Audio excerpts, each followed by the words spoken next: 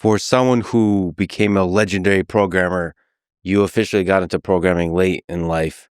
And I guess that's because you tried to learn how to program a few times and you failed. So can you tell me the full story, the saga of your failures to learn programming? Was Commodore 64 involved? Commodore 64 was the inspiration. I really wanted a Commodore 64. That was the first computer I ever sat down in front. And the way I sat down in front of it was I was 5 years old, and there was this one kid on my street who had a Commodore 64. No one else had a computer. So we were all the kids just getting over there, and we were all playing Yer Kung Fu. I don't know if you've ever seen that game. It was one of the original fighting games.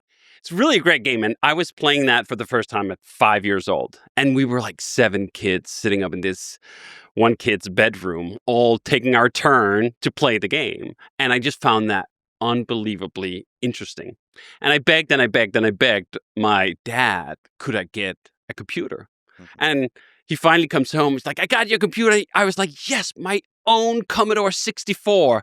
And he pulls out this black, green, and blue keyboard. That's an Amstrad 464. I was like, Dad, what's this? The disappointment. This is not a Commodore 64, but it was a computer. So I got my first computer at essentially 6 years old, that Amstrad 464. And of course, the first thing I wanted to do, I wanted to play video games. And I think the computer, which he, by the way, had traded for a TV and a stereo recorder or something like that, came with like 2 games. One was this Frogger game where you had to escape from underground. It was actually kind of dark, like this frog, you're trying to get it out from underground. And I was pretty bad at it. And I only had those 2 games. And then I wanted more games. And one way to get more games when you're a kid who don't have a lot of money, I can't just buy a bunch of games, is to type them in yourself. Back in 84, 85, magazines would literally print source code at the back of their magazines, and you could just sit and type it in. So I tried to do that, and it would take like 2 hours to print this game into the Amstrad. And of course, I'd make some spelling mistake along the way, and something wouldn't work, and the whole thing, I wasn't that good at English. I was born in Denmark. So I was really trying to get into it because I wanted all these games. I didn't have the money to buy them. And I tried quite hard for quite a while to get into it, but it just never clicked. And then I discovered the magic of piracy. And after that, I kind of basically just took some time off from learning to program because, well, now suddenly I had access to all sorts of games. So that was the first attempt, like around 6, 7 years old. And what's funny is I remember these fragments. I remember not understanding the purpose of a variable.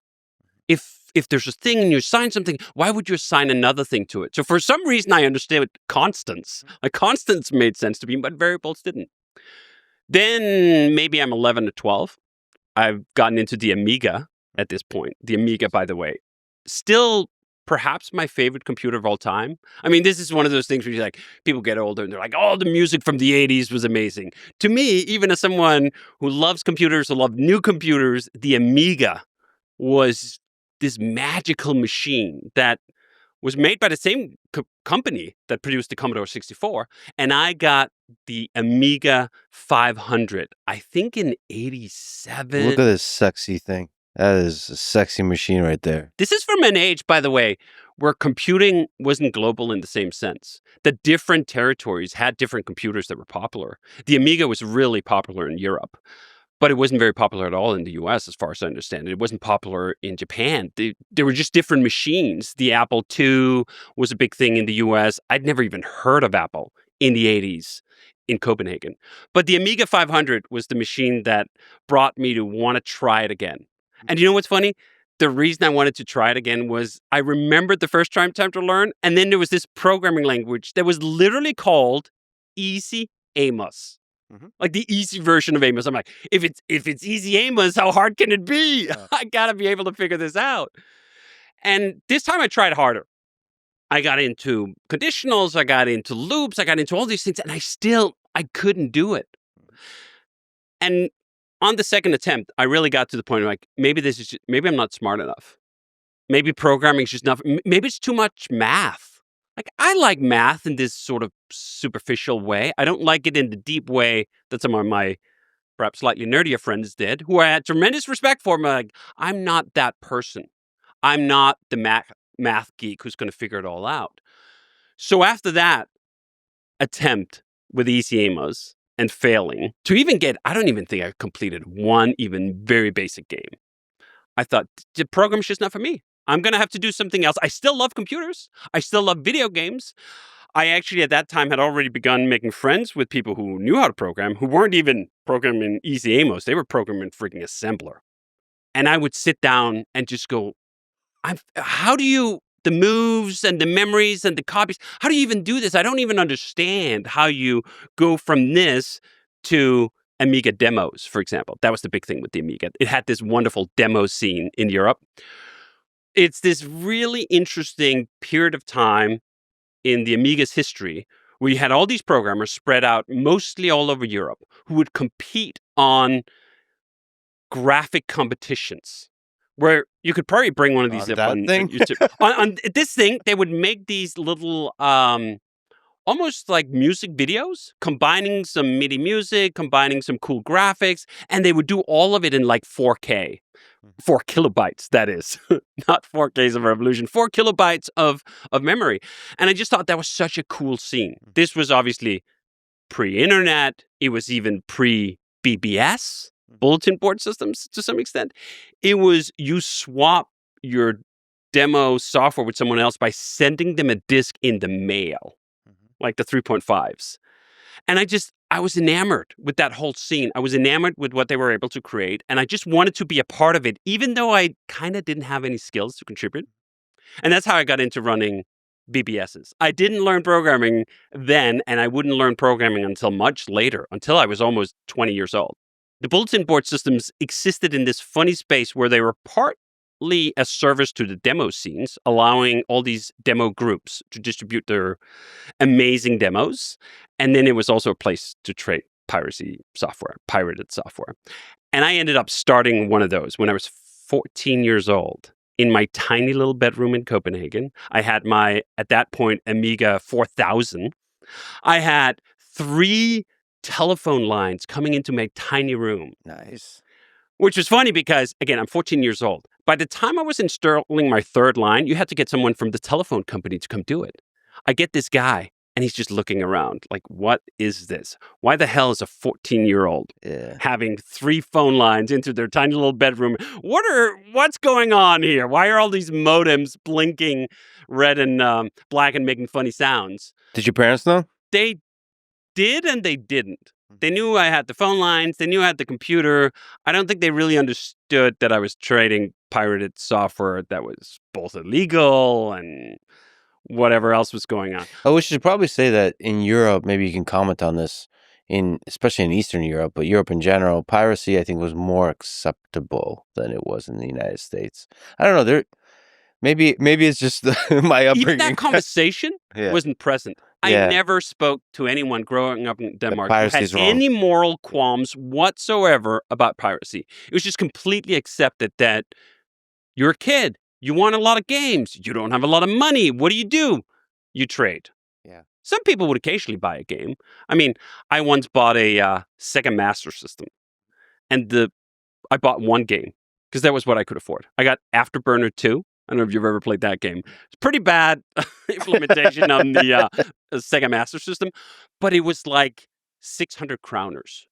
And I was making money at that time doing newspaper delivery. I had to do that for a month to afford one game. I liked video games way too much to wait a month just to get one game. So piracy was just the way you did it. And that was how I got into running this bulletin board system, being part of the demo scene, being part of the piracy scene to some extent.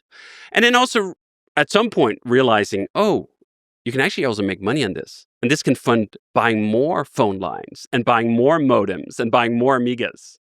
Oh yeah, that was one of the demo parties. These were amazing things. What am I looking at? Isn't that Look amazing? at all those CRT monitors. All these CRT monitors. Again, when I was 14, I don't understand fully why my parents allowed this, but I traveled from Copenhagen, the capital of Denmark, to Aarhus, this tiny little town in Jutland, on the train with a bunch of dudes who were like late teens, in their 20s. I'm 14 years old. Yeah. I'm lugging my 14-inch CRT monitor with my computer in the back to go to the party. That was what it was called. That was the Right. biggest demo scene party at that time.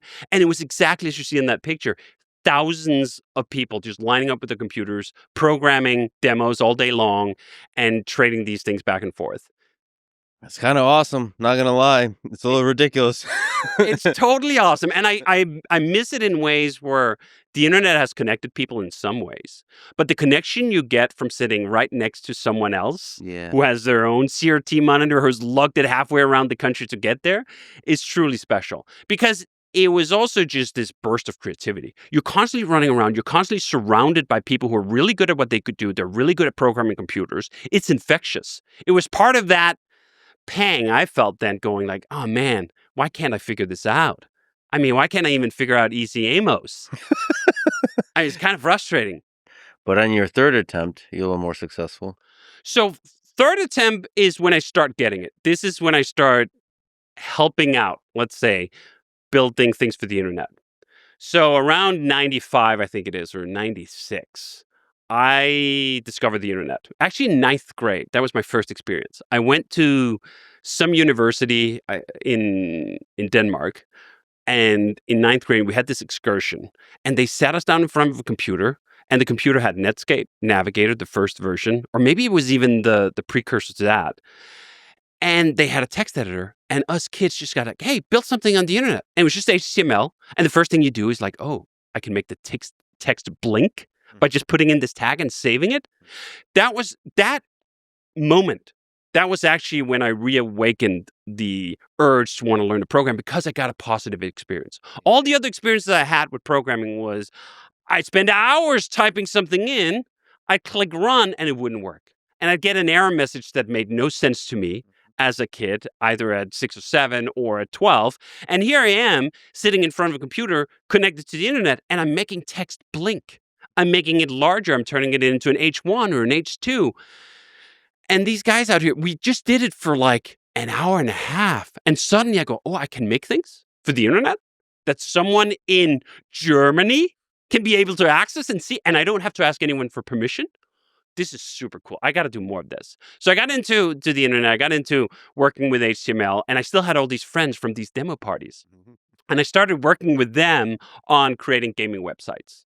I'd write about the video games. I'd review them. This was another good way of getting new video games was to walk down to some store and say like, "Hey, I'm a journalist." Right. I'm like this 15-year-old kid, and they're looking at me. You're a journalist? Yeah. Can I borrow some games? Because this was when games moved on to the PlayStation and these other things you couldn't just as easily pirate, at least not at first. So I went down there, did all that, and that started the journey of the internet for me. It started working on these gaming websites, working with programmers, figuring out that I could do something. I could work on the HTML part. It's not really programming, but it kind of smells like it. You're talking to a computer, you're making it put text on the screen, and you're communicating with someone halfway around the world. So that became my pathway back into programming. And then slowly I picked up more and more of it. First website I did with someone, one of these programmers from the demo scene that was dynamic, was ASP.NET. It wasn't even actually called .NET. That was what we started on. And then we moved on to PHP. And PHP was when I finally got it, when it finally clicked. When conditionals and loops and variables and all of that stuff started to make sense enough to me that I thought, I can do this. So would it be fair to say that we wouldn't have DHH without PHP, and therefore you owe all of your success to PHP? 100% that's true. And it's even better than that, because PHP to me didn't just give me a start in terms of making my own web applications. It actually gave me a bar. In many ways, I think the pinnacle of web developer ergonomics is late 90s PHP. You write this script, you FTP it to a server, and instantly it's deployed. Yep. Instantly it's available. You change anything in that file and you reload, boom, it's right there. There's no web servers, there's no setup. There's just an Apache that runs mod PHP. And it was essentially the easiest way to get a dynamic web page up and going. And this is one of the things I've been chasing that high for basically the rest of my career, that it was so easy to make things for the internet in the mid to late 90s? How did we lose the sensibilities that allowed us to not just work this way, but get new people into the industry to give them those success experiences that I had adding a freaking blink tag to an HTML page, FTPing a PHP page to an Apache web server without knowing really anything about anything, without knowing anything about frameworks, without knowing anything about setup. All of that stuff have really taken us to a place where it sometimes feels like we're barely better off. Like web pages aren't that different from what they were in the late 90s, early 2000s. They're still just forms. They still just write to databases. A lot of people, I think, are very uncomfortable with the fact that they are essentially CRUD monkeys. They just make systems that create, read, update, or delete rows in a database. And they have to compensate for that existential dread by overcomplicating things. Now, that's a bit of a character. There's more to it, and there's things you can learn for more sophisticated ways of thinking about this, but there's still an ideal here, which is why I was so happy you had Peter Levels on, because he still basically works like this. Yeah. And I look at that and go like, man, that's amazing. Yeah, you're chasing that high. He's been high all along. Yes. Using PHP, jQuery, and SQLite. I think it's amazing because he's proving that this isn't just a nostalgic dream. He's actually doing it. He's running all these businesses. Now, some of that is, as he would admit up front, is that he's just one guy. And you can do different things when you're just one guy. When you're working in a team, when I started working on a team, when I started working with Jason Fried on Basecamp, we at first didn't use version control together. I used version control for myself, and then I thought, you know what? Designers, they're probably not smart enough to figure out CVS. Yeah. And therefore, I just like, no, you just FTP it up. You just FTP it. I knew they knew how to do FTP. And then after the third time I had overridden their changes, I was like, God damn it. I guess I got to teach Jason CVS to not do that again. But I think there's still way more truth to the fact that we can work the way we did in the 90s, work the way Peter works today, even in the team context, and that we've been far too willing to hand over far too much of our developer ergonomics to the merchants of complexity. And you've been chasing that with Rails 8. So how do you bring all the cool features of a modern framework and make it no build, make it as easy to create something and to ship it as it was in the 90s with just PHP? It's very difficult for me to beat the Peter Levels approach. Of just it's so easy to just ship some PHP. And it should be. Why should it be harder than that? Our computers today are almost infinitely faster than what they were in the 90s. So shouldn't we be able to work in even easier ways? We should be looking back on the 90s and go like, oh, that was way too complicated. Now we have more sophisticated technology that's way faster and it allows us to work in these easier to use ways, but that's not true. But now you can see the line I draw in my work with Ruby on Rails, and especially with Rails 8. No build, to me, is reaching back to that 90s feeling and going, now we can do some of those things without giving up on all the progress. Because I do think you can get too nostalgic. I do think you can start just fantasizing that everything was better in the 90s. It wasn't. I mean, I was there. There was a lot of things that sucked. And if we can somehow find a way to combine the advantages and advances we've had over the past 20 years with that ease of developer ergonomics, we can win.